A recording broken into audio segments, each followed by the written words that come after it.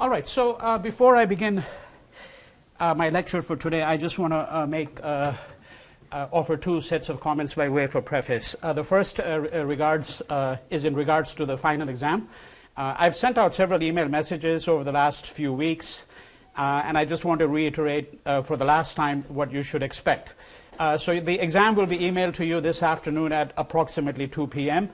The instructions on the exam are very clear. You have 1 week to write the exam. You can use every source in the course. You can use the lectures, listen to the podcasts, see the videos, the readings. In fact, you're expected to quote from the readings. So if there's a question which has to do with, let's say, hypothetically with Gandhi and nonviolence, I would expect that you would actually go to some of the readings and quote them, because that would demonstrate to me that you've actually done the readings. If you've done the readings and you've listened to all the lectures, if you haven't listened to them, you can listen to them now because they're all available.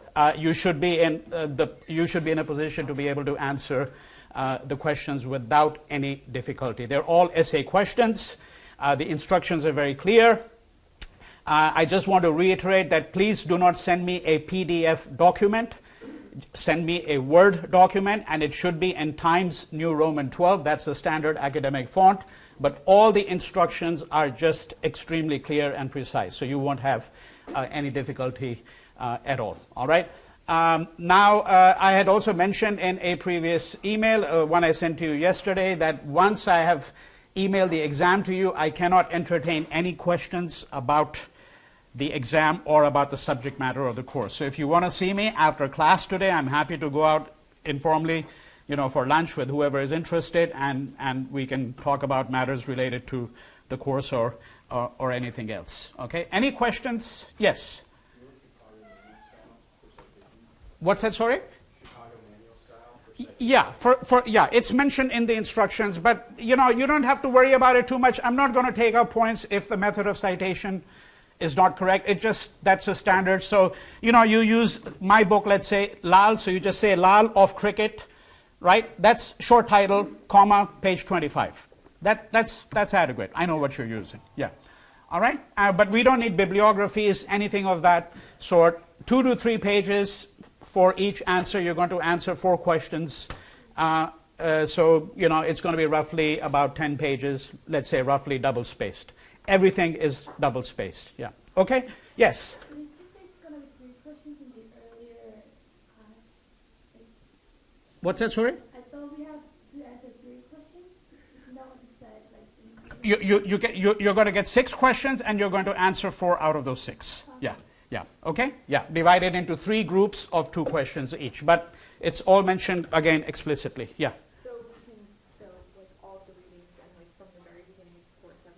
Everything. You can access everything. It's an open book exam. I expect each one of you not to consult with anyone else. That's the only thing I expect you not to do. But if you want to access the videos, the podcasts, the readings, you cannot quote me.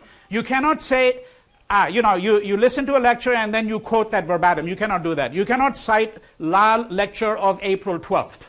That's not a citation. But you can cite my published work just as you would cite the published work of any other scholar, right? But you cannot quote me verbatim or cite my lecture, although you can listen to the lectures, obviously, to derive an understanding of the subject. Okay?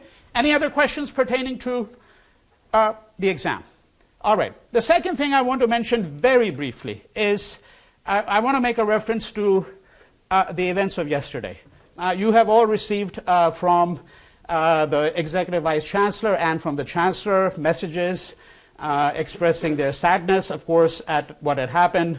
The messages have also indicated where you can go if any one of you should want to do so for counseling, so forth and so on. I want to just advert to one aspect of what had happened yesterday, which is really fundamentally germane to our course. Yesterday, my daughter called me. She's a senior in high school. And she called me at about 11:30 that she had heard at school. She, of course, goes to school in the area. She had heard about what had happened, didn't know the details. At that point, it was not known that this was a murder-suicide at that point. And so, of course, her first question was, are you safe? Because, of course, she knows that I teach here. And I said, yes, I am. And then her second question, and that's what I want to talk about very, very briefly, is she said, is the campus on a lockdown? Now, I can tell you that there is a new vocabulary in our midst. This word lockdown and the idea that a campus would be on a lockdown, I had never heard this until about 10, 15 years ago. It is only when mass shootings became very common in the United States, particularly at universities, and much less did I ever hear this word. I mean, I never heard this word. It wasn't part of my vocabulary when I was growing up, either in India or in the United States, because I did spend part of my youth in the US and did my schooling here, in part. I never heard such a word. Now, what we will all do is we will all shrug our shoulders, and there is a word, another word in the English language that has now been invented for this, for our reaction. It's called the new normal. I'm sure you've heard of it. I can't tell you how many times in the press and in the media I hear this expression, that we have now just become accustomed to this sort of thing. This is fundamentally what Gandhi was critiquing, what we might call the normalization of violence.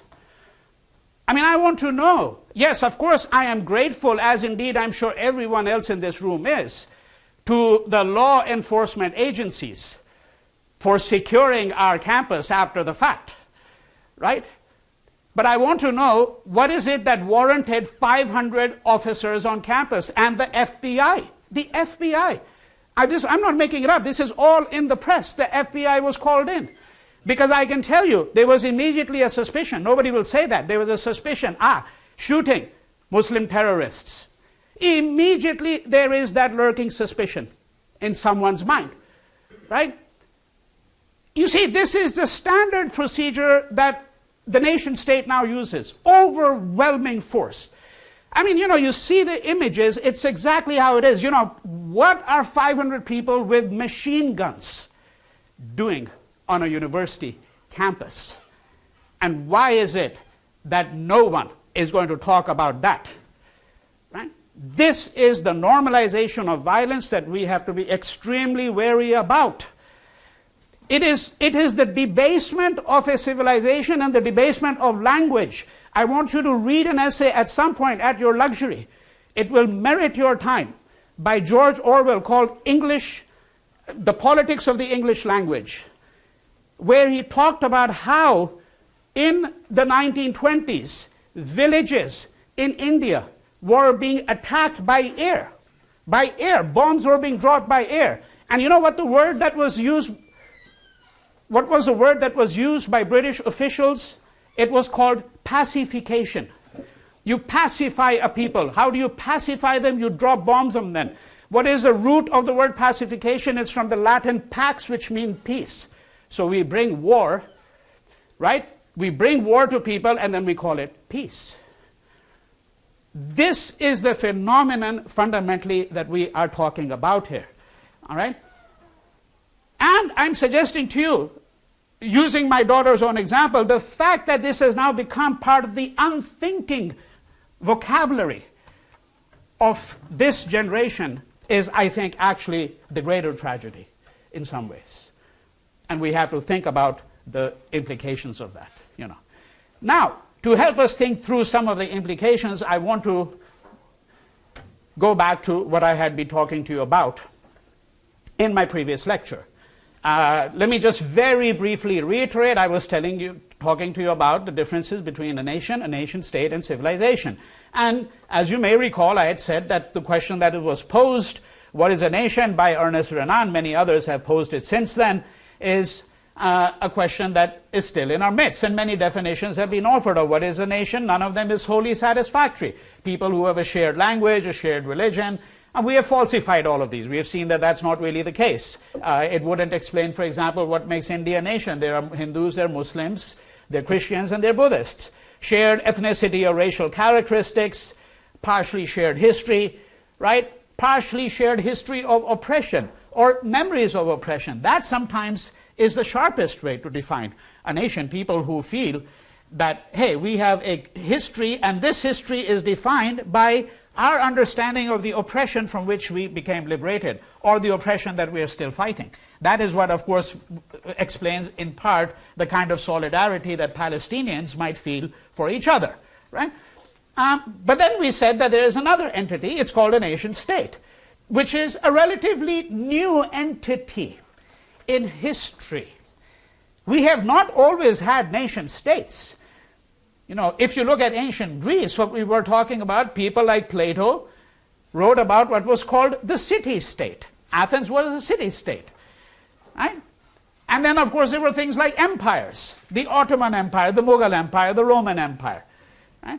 But a nation-state is a relatively new entity. It comes into being with what is called the Treaty of Westphalia in the 17th century.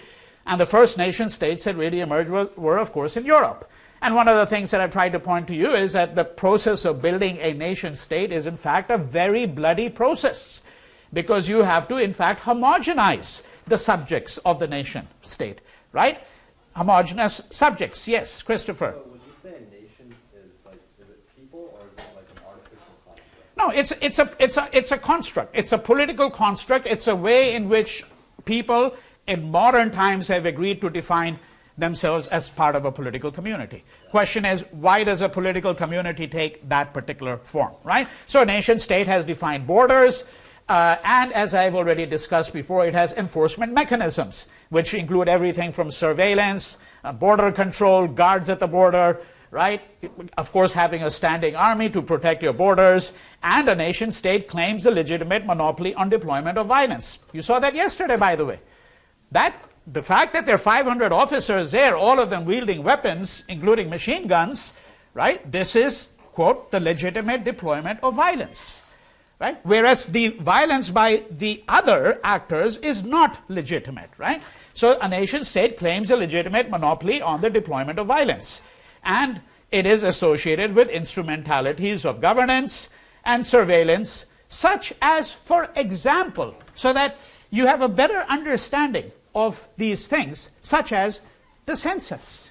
The census is a relatively modern way in which we think about how a nation state organizes itself. How does it categorize its subjects?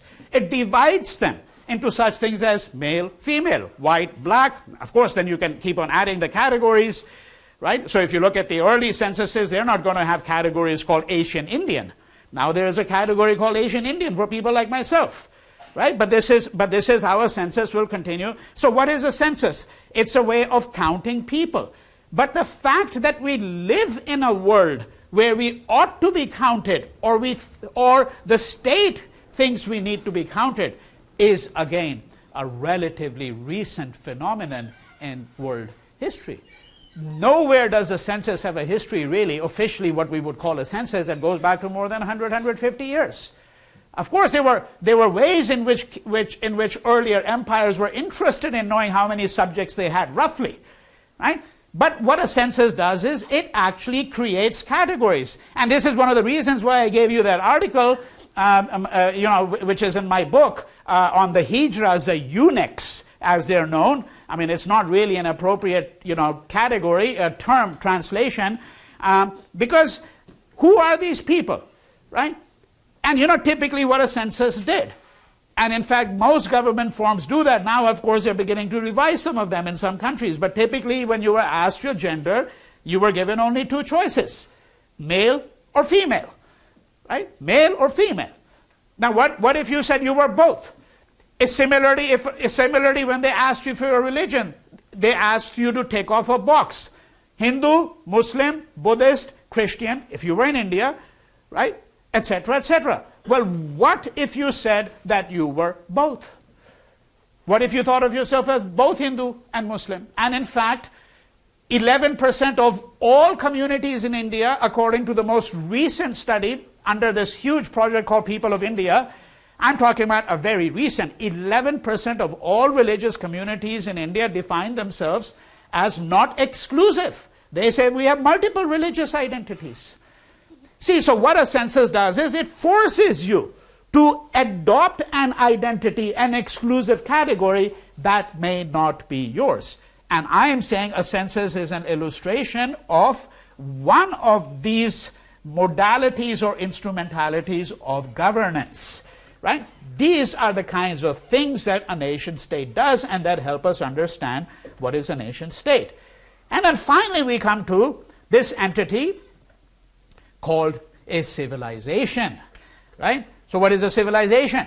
I mean, and of course you've all heard the phrase, you know, we speak about a Chinese civilization, right? We speak about an Indian civilization, we speak about European civilization or Western civilization. So when you say Western, that means Europe and Euro-America, and would include the white colonies such as New Zealand, you know, Canada, because those were people largely, other than the indigenous populations, of course, peopled by white immigrants from Europe, right?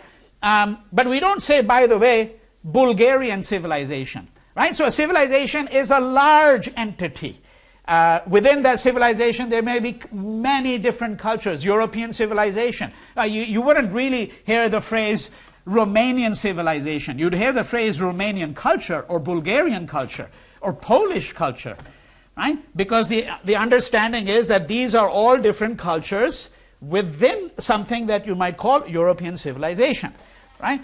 So the civilization encompasses the totality of the experience, culture, and intellectual productions of one or more groups of people. But to give a more political reading of this idea of civilization, a civilization allows for pluralism, tolerance, and ambiguity, right? Now let me give you an illustration of what I mean here. In each of these arguments, I'm always going to give you an illustration so you have a better understanding of how to get a grip on the particular argument.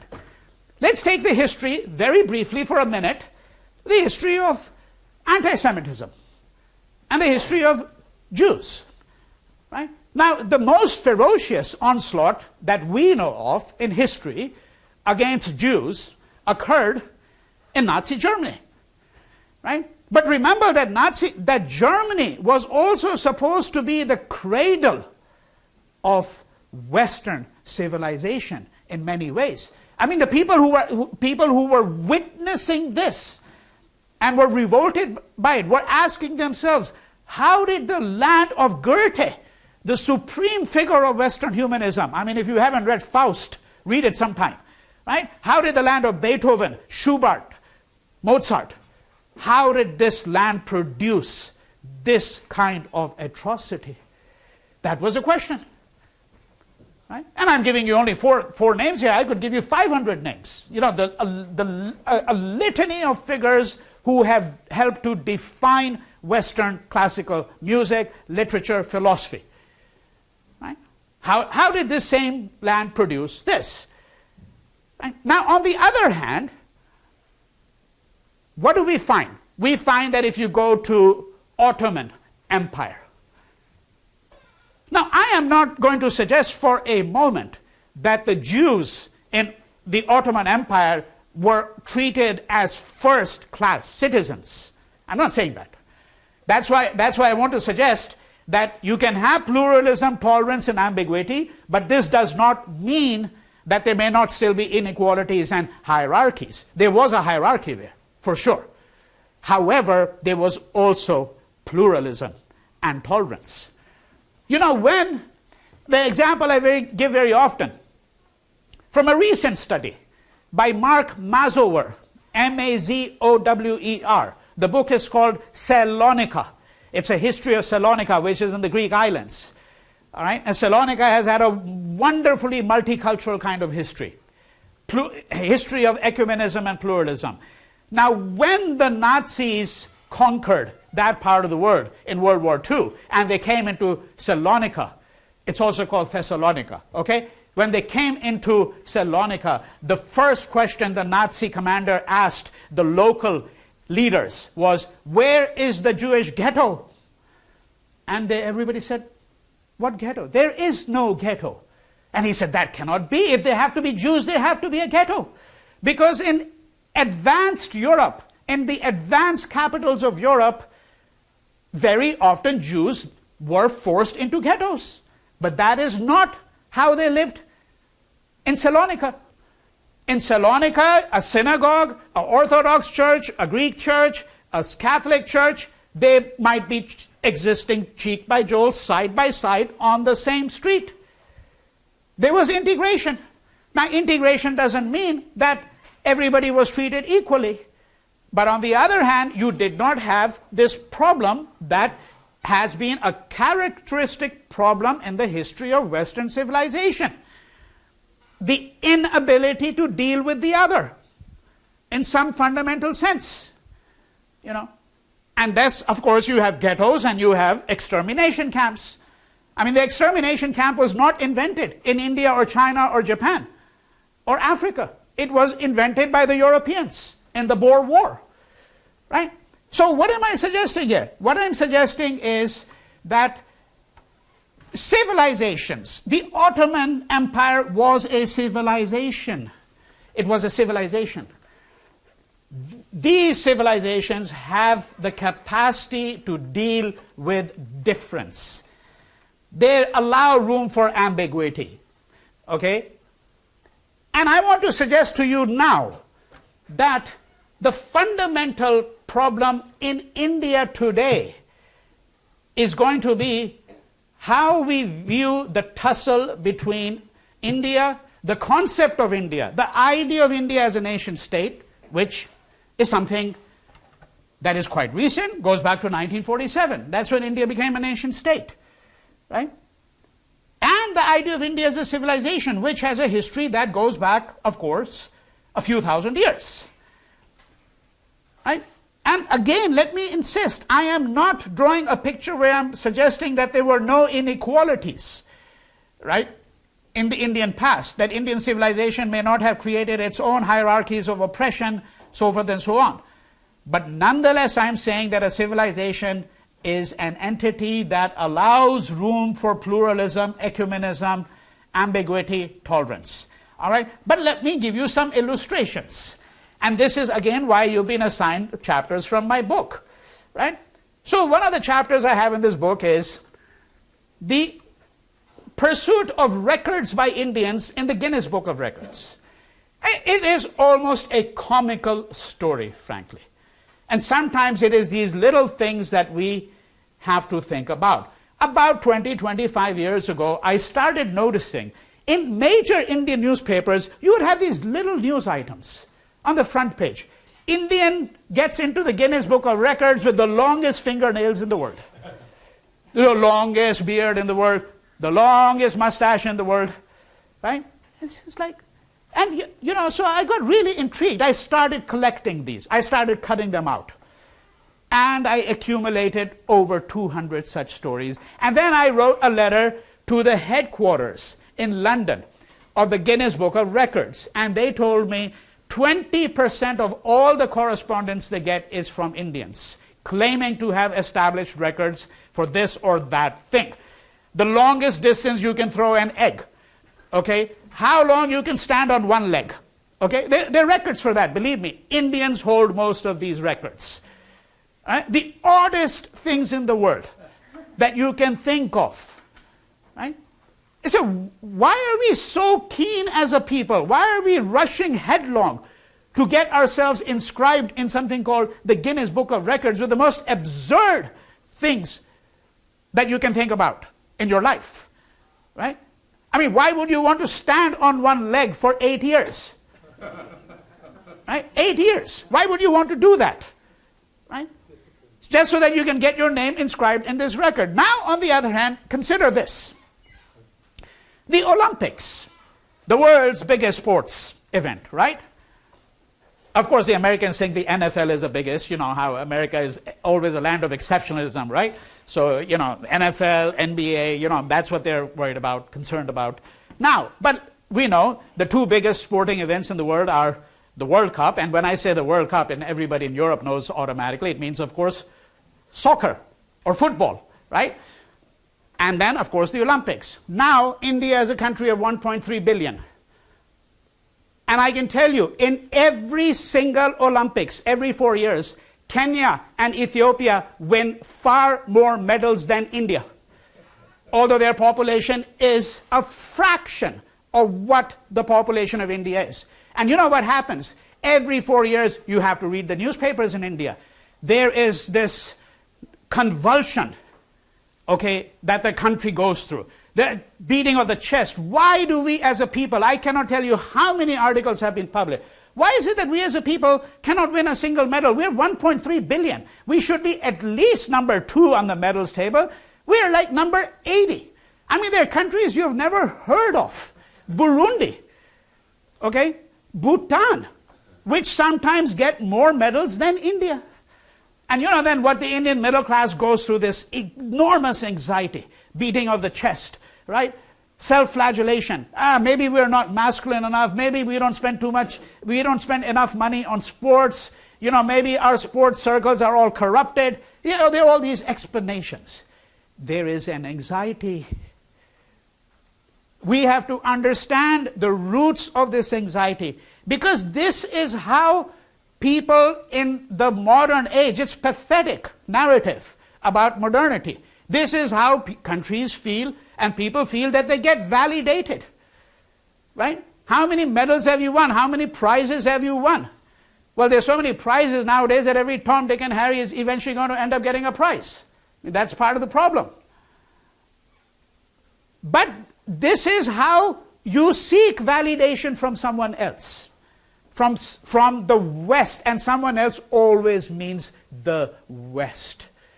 Indians don't care what Ethiopia and Sudan and Somalia and Korea thinks about them. They care what America thinks about them. And Koreans don't care what Gabon and Burundi and Uganda think about them. They care what America thinks about them. You want to be validated always. This is an anxiety. This is what Gandhi was fighting. What is Hind Swaraj about? This idea that we have to be validated by something called West, the West. But then we should know the history of the West, because the Holocaust did not take place in Uganda. It did not take place in India or in Korea. It took place in Germany. Okay. So let us, if we're going to be validated by the West, let us also understand the history of the West, not in their terms, but in our terms, right? This is what is critical for some kind of intercultural dialogue. But this is why I'm having you read that piece on the Guinness Book of Records. Why is it? And by the way, after all this, only 1% of all the records in the Guinness Book are held by Indians. Only 1%. Even though 20% of the claims are made by Indians. Okay? Now it is this anxiety. This is what I mean. We have an anxiety about ourselves. And I want to know why India has this anxiety, considering that this is a land which produced the Buddha. It produced an epic called the Mahabharata, which dwarfs anything else known in human existence as a work of literature, right? With profound systems of philosophy, with architecture second to none. Why is there this anxiety, right? Nobody listens to us. Nobody pays any attention to us. And you know, we can rub this in, we can look at the ironies of this, but I think you get the gist of what I'm talking about. Now, this is exactly one of the reasons why India wanted to achieve nuclear power status. So this is where we go back to that article, that chapter that I had written and which I had discussed in my previous lecture. Why does India want to achieve nuclear power status? It's precisely for the reason that, as I mentioned to you, that Kissinger argued that China will doubtless become a nuclear power because China feels it is the only way in which it's going to earn respect from the West. You know, and indeed it happened. A couple of years after Kissinger wrote his piece, that's exactly what happened. Right? So it's not a matter of pride to be a member of the nuclear club. No country should be allowed to have nuclear weapons. The problem, of course, the US the problem with the US argument here, but again, we can't look at the intricacies with a different subject, is that yes, it wants nuclear non-proliferation for the rest of the world, but not for itself. Yeah, you can diminish your nuclear arsenal. You've got 20,000 warheads. Well, you cut it down to 10,000. Well, 10,000 is still enough to destroy the world 50 times over. The world 50 times over, right? So that's not what nuclear non-proliferation is going to means, but they want it for the rest of the world, right? So there is, in other words, these are debased, degenerate forms of power seeking. And when a civilization gets reduced to doing that, then it is in a very sorry state. And that is what I'm suggesting to you is happening slowly in India, right? One of the main rationales behind the nation state is the idea of national security. Now, you know that a state can commit almost any atrocities these days in the name of national security. You can lock down a whole city in the name of national security. You can bomb a country in the name of national security, right? That's the phrase that is used. That's what political scientists study, national security, right? But we have to posit this against, and there's my piece then now, where I looked at this whole apparatus of security around these politicians in India. You know, 30% of the politicians who sit in India's parliament, these are not figures I'm making up, just check them out. I invite you to do that. Minimum of 30%, depending on which year you're talking about and what happens in a parliamentary election, anywhere between 30 to 50% of India's parliament is made up of parliamentarians who have criminal records. And when I talk about criminal records, I'm not talking about the theft, okay, of a computer. I'm talking about rape, arson, murder.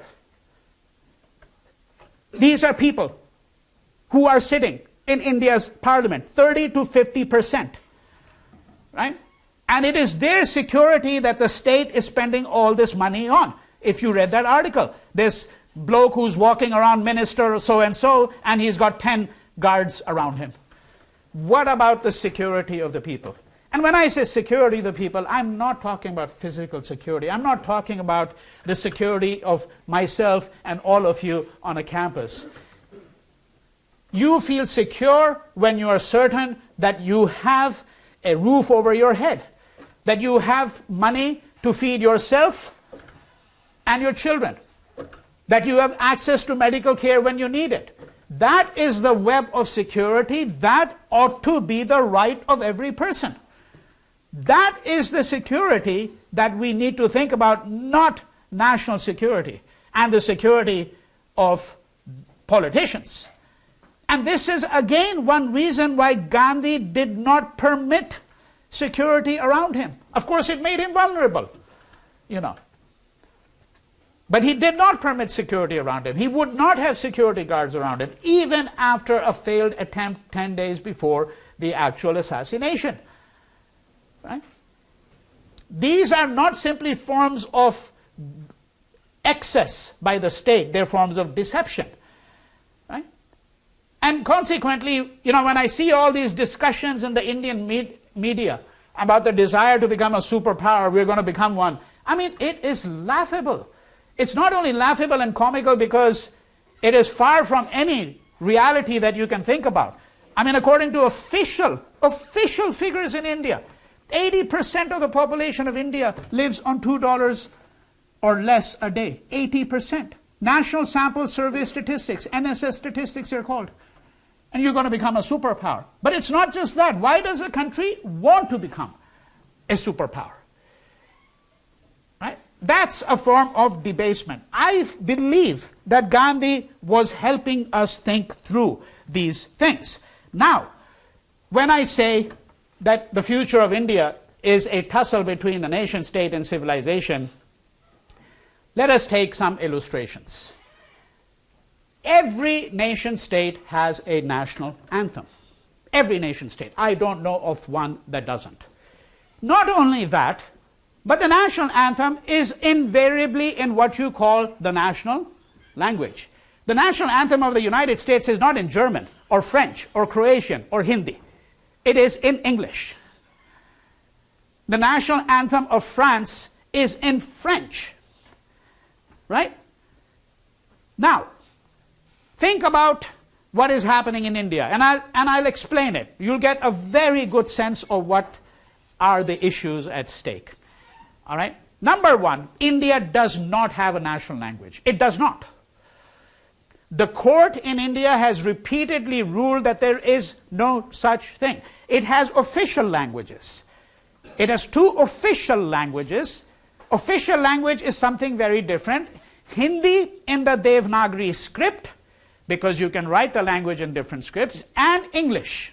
Those are official languages, which means that documents at the central government level, or what you would call the federal government in the US, have to be produced in these two languages only. Okay? And those are the two languages which are sanctioned for use in parliamentary proceedings, in official documents. But they're official languages, they're not national languages. One reason you don't have a national language is precisely because you have an enormous linguistic diversity, and if you picked any language as the national language, a vast number of people, the majority, would feel slighted. Say, well, this is not our language. I mean, Bengali, Telugu, Marathi. We're speaking about languages, each of which has at least 50 million speakers or more. If you picked Hindi, what about them? And some of these languages belong to different linguistic families altogether. Right? So India does not have a national language.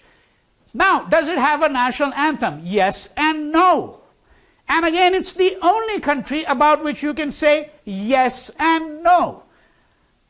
It has officially a national anthem called Jana Gana Mana. Okay, that's the first three words. In, by the way, a highly Sanskritized Bengali. A highly Sanskritized Bengali. That is not the language known to 95% of the population of India. All right? Composed by Rabindranath Tagore in 1911. Rabindranath Tagore, the same person with whom Gandhi had this extraordinary exchange, remember? All right? It is the official national anthem, but it is not the most popular national anthem. The most popular one is number C, Sare Jahan Se Acha Hindustan Hamara. Right? Better than all other nations, this is what nationalism does to you, right? Better than all other nations is this land of ours called Hindustan. Hindustan is India. Now, here's the irony. Its composer, Muhammad Iqbal, is a person who is one of the chief architects of the idea of Pakistan. So you know what he did? He completely disowned his song. Because it says, Sare Jahan Se Acha Hindustan. Better than all other nations is Hindustan. He repudiated Hindustan. Hindustan was India, Hindu India. He wanted a separate nation state eventually for Muslims. Right? Something we've discussed. And I can tell you, in many instances, you see that in the popular Hindi film. When you see a patriotic film, okay, and there's a song in the background, which song is it? Sare Jahan Se Acha. Always. Not Jana Gana Mana. And then you have a third one. And this, by the way, Sare Jahan Se Acha, is not in Hindi. It is in the language of the, quote, enemy. It's in Urdu. Of course, Urdu and Hindi, I know that have much in common. But nonetheless, he wrote it in Urdu.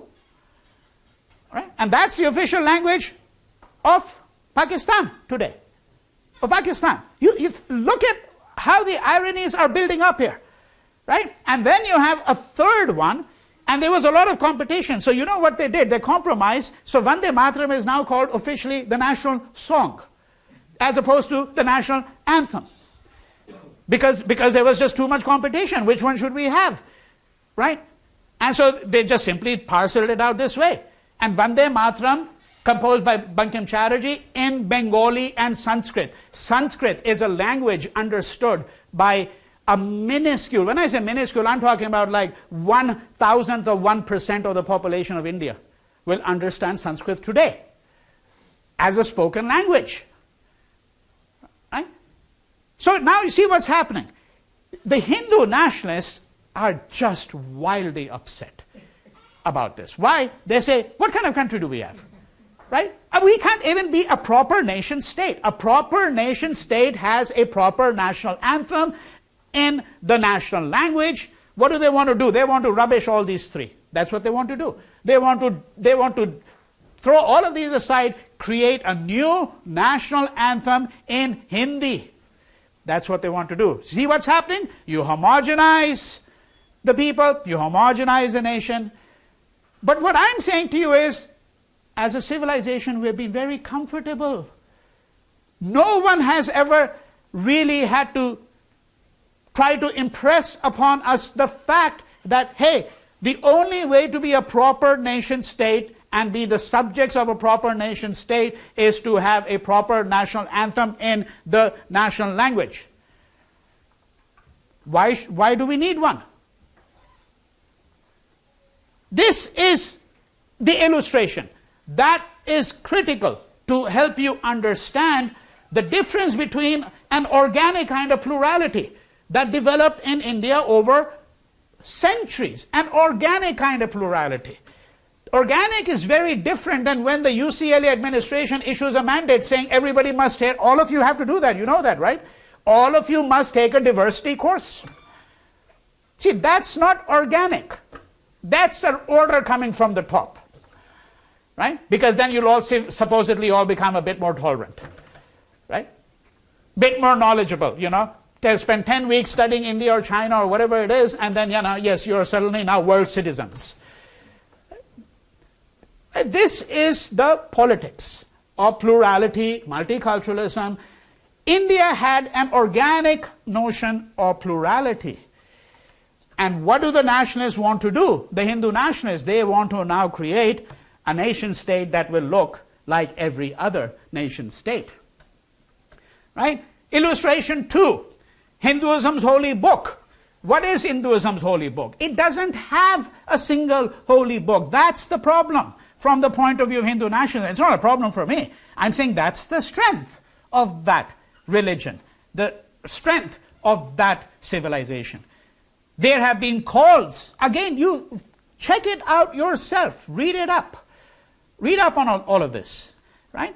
There have been calls by major figures in the Indian government today that the Bhagavad Gita should be declared Hinduism's holy book, the nation's holy book. Why? Because the Christians have a holy book, the Muslims have a holy book, it's the Quran, right? Why don't we have the holy book? And I'm not saying, by the way, that the Bhagavad Gita is not a scripture. Of course it is, right? But what was Gandhi's scripture? The Bhagavad Gita was dear to him, right? The Ramayana was dear to him. The Isha Upanishad was dear to him. The Sermon on the Mount was dear to him. And many others. He was comfortable with that plurality. And the irony is that the Hindu nationalists who claim that the Muslims are their biggest enemies, they simply want to transform Hinduism into a kind of a Semitized religion. Muslims have, after all, a holy book. All Muslims revere that book. Why shouldn't Hindus all have a holy book that all Hindus will have to revere? All Muslims must go to Mecca if they are physically fit to do so. That's the Hajj, right? Why doesn't Hinduism have one single pilgrimage spot that every Hindu should go to? We don't, right? But why do we need one? Why do we need one? This is the fundamental onslaught that is taking place in India today on this idea of plurality. You want to homogenize. You want to create a nation state, a proper nation state, you see, right? And then illustration 3, one of my chapters, shorter chapters, is on that. So I said, and this scenario came to me. I was in London with a Muslim friend of mine, a very well-known writer, and they're Pakistanis, but they've been living in Britain. And, you know, there was a cricket match going on. Now, you know, there's a lot of politics in India around cricket matches. And when a cricket match takes place between India and Pakistan, the Hindu nationalists always argue, you know, the Muslims in India, they'll always support Pakistan. They'll never support India, even though they live in India, they're Indian citizens. They say that. This is a common complaint by Hindu nationalists. But let's take a more interesting scenario, you know. so the scenario was I was living with this friend, and the World Cup, Cricket World Cup, was going to be between Australia and India. Now, you know, if a Pakistani is watching it, the assumption always is, who are they going to root for? Australia. Always. Why? Because India is the hated enemy. But this friend of mine, he and his sons, they were all rooting for India. For India. Why? Because there was an understanding on his part. Pakistan and India are part of one civilizational entity. Yes, we became two separate nation states. Our histories began to diverge. Right? But that's the Indic civilization. Right? Now, it is at these moments that there's the litmus test. How do you think about it? Which country should you support? So if Pakistan is playing, let's say the World Cup final, I'm sitting in Delhi, and Pakistan is playing the final against England, I would always support Pakistan, not England. After all, from my point of view, England is a former colonizer. It colonized both of us. Of course, you could take a different apolitical view and you would say, I'll support whichever team is the best. Right? You could take that kind of view, but we know that most people don't support teams for that reason. There are always emotional reasons and loyalties which come into place. And then I'm saying, let us reflect upon this. Right?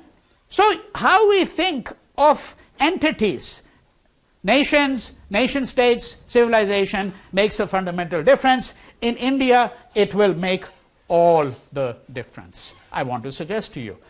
And I also want to give a coda to this portion of my lecture today by going back to two figures, namely Ambedkar, B.R. Ambedkar, the leader of the Dalits, and Gandhi. Right? Because I suggested to you, and I want to reiterate that point, that I do think that how India, in some fashion or the other, thinks about the Dalits and their leader, their now deceased leader, been deceased for many years, of course, and Gandhi, and how we think about these two figures in relationship to each other. What are the ideas that they had? What were the contradictions in each of their thinking? What were the deficiencies in each of their thinking, right? I think this will help us understand the future that India might have. Now, B.R. Ambedkar, I want to suggest to you that one of his difficulties, so that's his shortcoming, he did not have enough of a civilizational sense of India. He was the person who, among others, helped to draft the Constitution of India. So he was thinking already in terms of India as a nation state. But he was also someone who believed that you could address most problems in life, particularly the disabilities faced by people who have been at the margins. So in the United States, that would include first and foremost indigenous Americans, Native Americans, African Americans, right? Women in many contexts, so forth and so on. That people who have been at the margins, that their liabilities from which they have suffered can be eliminated largely through legislation. Gandhi did not view that as being a feasible way of moving a society forward. This is not to say that Gandhi did not believe in legislation, right, that argues for equality. Of course, you have to believe in that legislation. But simply because you have that legislation. So let's say that the ERA had been passed. You know what the ERA is, right? The Equal Rights Amendment. There was this big push in the 70s and 80s. And it almost succeeded.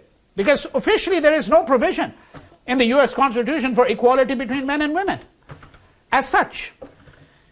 And the United States has never had an Equal Rights Amendment on the grounds of gender or sex. Right? So, but let's supposing you had that. Would that mean that women would suddenly become equal in every respect? Of course not. In fact, you can argue the contrary. You can argue that sometimes when you have progressive legislation, it deludes you into thinking that equality has been achieved, that real progress has been achieved. Right? So yes, if you look at South Africa, of course you had to get rid of the apartheid structures, which they did.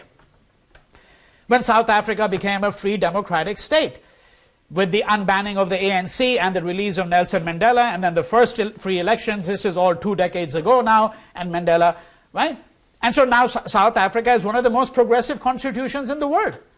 One of the most progressive constitutions in the world. But should we therefore conclude that because legislation was achieved, therefore now everybody has equality? In fact, some people now think that we don't need to do anything because the Constitution says we're all equal.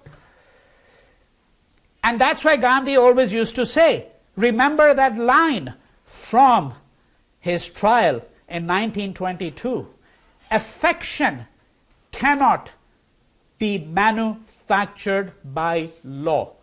Exact words. Affection cannot be manufactured by law.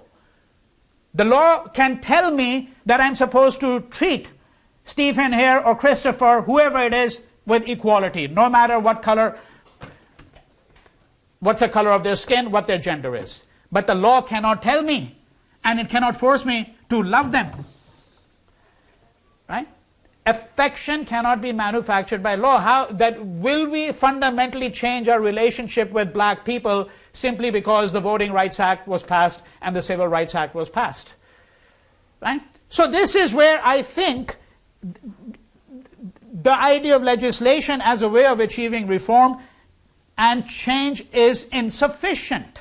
And I think Gandhi had a very keen sense of that. On the other hand, we could argue that Gandhi was insufficiently aware of the hierarchies to which the civilizational ideals of India had been bound. That yes, India had a civilization, but there were very deeply entrenched hierarchies of oppression in India, and have been and continue to be, and that he may not have been sufficiently critical of that. I think that that was his shortcoming. And that we must be attentive, because we are living in the modern age, to languages of modernity, to languages of law. And therefore, we must try to strive for some common ground. Right? This is, I think, where we can begin to see how Ambedkar and Gandhi might be brought into a conversation with each other. But this takes me then finally to the last segment, because I do want to place Gandhi in the wider context. Gandhi in a globalized world. Right? I mean, there are thousands of demonstrations around the world in any given year on all kinds of things having to do with political reform, prison reform, revolutions. In a vast number of these demonstrations, the name of Gandhi is invoked. His picture is on flyers and posters almost everywhere. That slideshow I showed you, Gandhi on the separation wall, Gandhi demonstrations in Malaysia, whose picture is up there, right? It's Gandhi. There are two great icons today, opposed in many ways, of global protest. And you can add, of course, Mandela and King to that too. But in terms of the pictures, Gandhi and who's the other one? Che Guevara. Right? No matter where you go, I mean, I've been to dozens of countries and I've seen his picture, posters. All right? But Gandhi is the other one, right? So he is already being globalized in all kinds of ways. But I want us to think politically. My endeavor has been throughout to help you think politically, because I want to argue that modern education does everything except that. It just gives you specialized instruction in whatever your field is, whether it's economics or political science or mathematics or physics. The whole idea of modern education is to make you apolitical subjects. All right? And I think that that is a very grave problem. So let me begin with the first. This liberal shibboleths. Shibboleths, are these things that you have to now dispense with. Outdated ideas. But there are these liberal ideas that I think we need to really contest using Gandhi's ideas. One is the sacred cow of every liberal democracy. Obama must have made 500 speeches on this subject, right? Namely, that education is the panacea for all our problems. More education we have, better education we have, it's going to resolve our problems, right? And, you know, and the first lady is always supposed to give these inspiring speeches. You go to schools and, you know, education, I want to urge every child to get educated. Well, educated to what end? And maybe this is not what I should be telling you. But I think you'll see the spirit in which I'm saying it. And I begin with myself because I have to tell you that some years ago I arrived at the conclusion that my elite education, I've had a very, very elite education.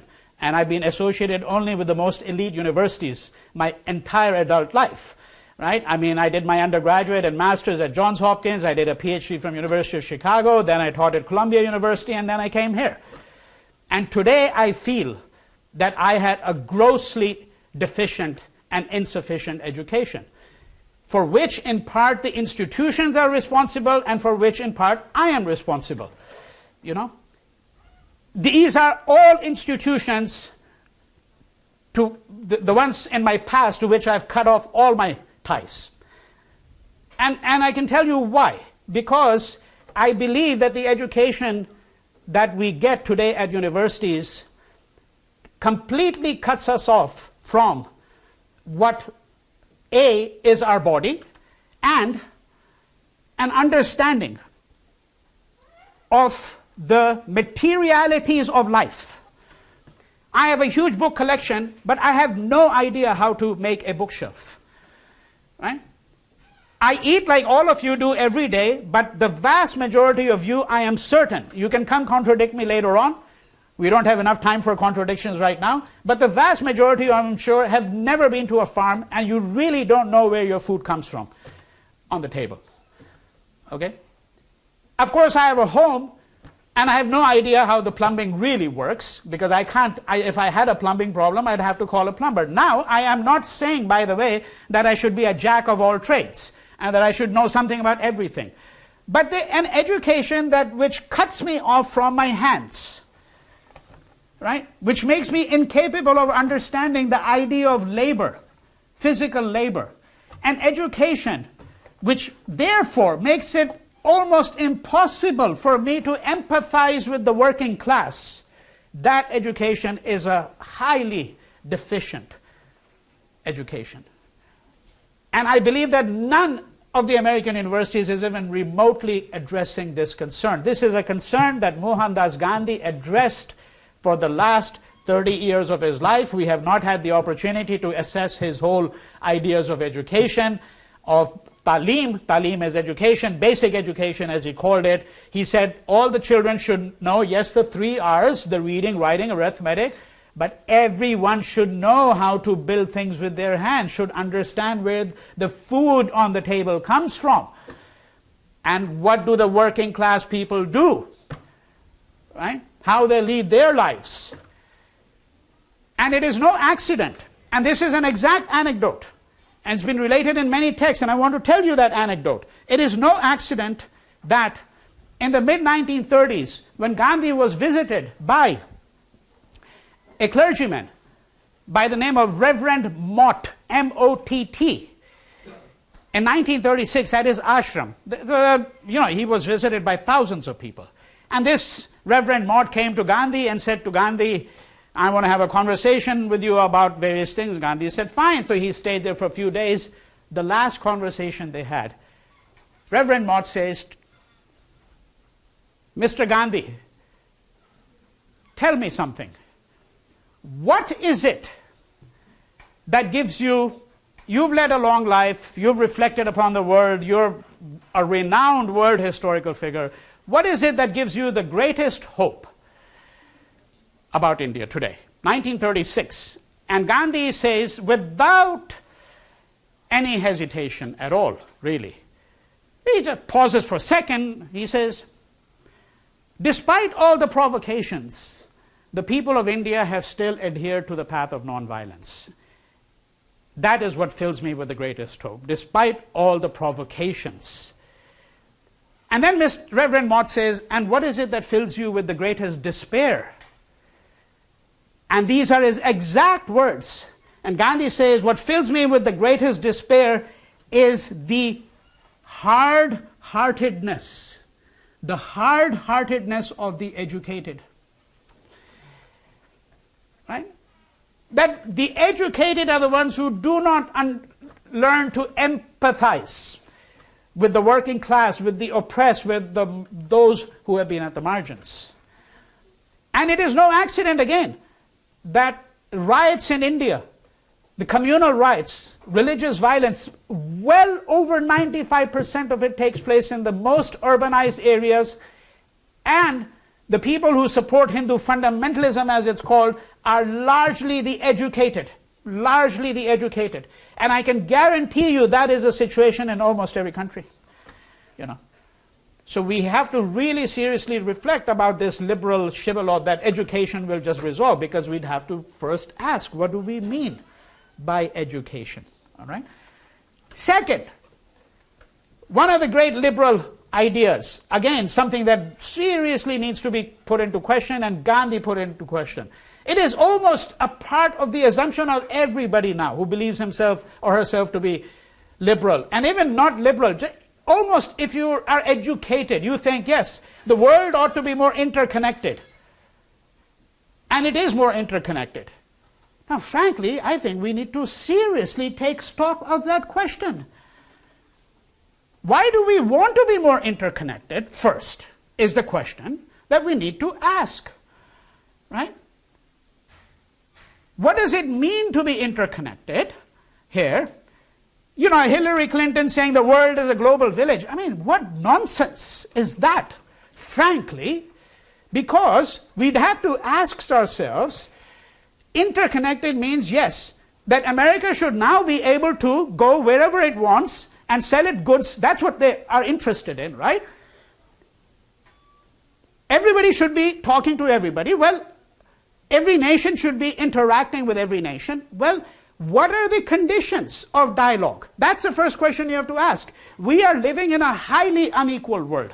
Highly unequal world. I don't have to tell you that. And you don't have to take GDP figures for Uganda or even India, which is way bottom, frankly, and GDP figures, and you can even use what economists, purchasing power parity, all of that, right? Even allowing for all of that, there's enormous differences between the economies of the first world, right, and economies of the global south. Most of the economies of the global south. The conditions, if there are scholars, I have this dialogue with my colleagues, we want to do world history. Well, if you want to study world history, you can do it from New York or LA or Paris or London. Have you tried doing world history if you're sitting in Burundi or Bangladesh? Do they have the resources? Do they have the libraries? Right? And then we say, but they don't even do these things. We do them. Right? I mean, I'm giving you a minuscule example. I am saying in a world where we have enormous inequality, inequalities will sharpen if you don't let people develop in their own fashion. Right? People in the global south have been swamped. If I ask somebody here, anyone here, who's been studying about China, the rise of China, all of that, in China becoming the greatest global economy now alongside the United States, all right? And this takes us to point number 3 here as well. So let's assume all that to be true. So can anybody give me one idea that you've derived from Chinese social science, which is now being used in America, or Britain, or Germany? See, what has been globalized, when we think about globalization, you know what we think about? We think about goods. We think about Adidas and Nike shoes, and the image of Michael Jordan, or well, now it'll be Steph Curry, or whoever, and Madonna, and Prince, and blah, blah, blah. This got globalization. Anime, this is globalization. But what is far more insidious, far more dangerous, is the globalization of American social science. That the way that you study problems here become the way that you study problems anywhere else in the world now. In India, Pakistan, Africa, Latin America, the same categories. The economists will use the same categories. They think that poverty means exactly the same thing. Of course, most economists in the US have no interest in poverty at all. They're only interested in growth. right? That's only just for a few left-wing economists, you know, the elimination of poverty. You see, in every discipline, there are these categories. And then what happens? These categories become globalized. And we try to understand the world through these categories, although these categories are generated specifically by the conditions of Western societies. If you started studying the psychoses and neuroses that developed here and then started applying them to tribal people in India or Australia, it would be a tragedy. You know, these are particular problems. And you know, 19th century medicine, if anyone here is interested in medicine, you think about this. 19th century medicine, how did they study it? They took the white male and his diseases and then extrapolated from that to everyone else's diseases and illnesses. Whether you were a woman, whether you were black, Aboriginal, Indian, it didn't really matter because the white male was the template.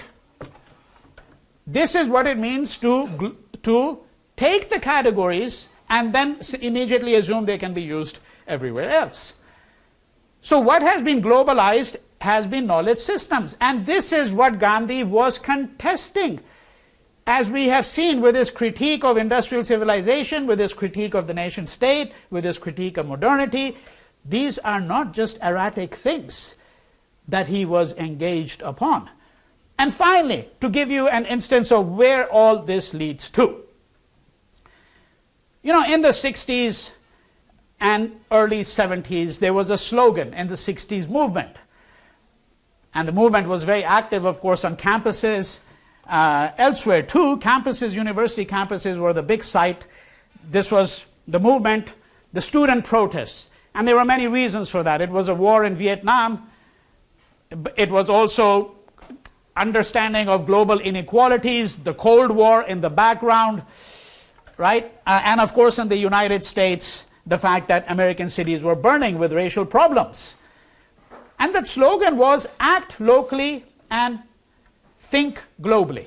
This was supposed to be the model for the liberal citizen, right? You do something in your neighborhood. You try to solve the problem there. You help, you know, you go and read to disaffected children, right? Or you work for a food bank, etc., right? Or you join a little movement, or you vote for the right candidate. Act locally and think globally.